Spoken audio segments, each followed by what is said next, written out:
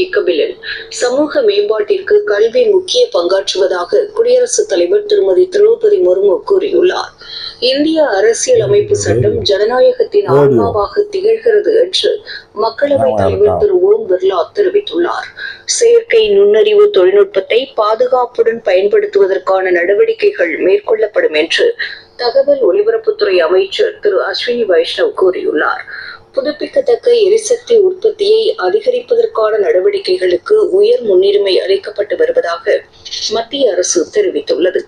பள்ளிகளில் மாணவர் சேர்க்கை மற்றும் தேர்வு கட்டணங்களை டிஜிட்டல் முறையில் செலுத்துவதற்கான நடவடிக்கைகளை மேற்கொள்ளுமாறு அனைத்து மாநிலங்கள் மற்றும் யூனியன் அரசுகளை நண்பர்களே, ரேடியோ ஞாபகம் இருக்கா?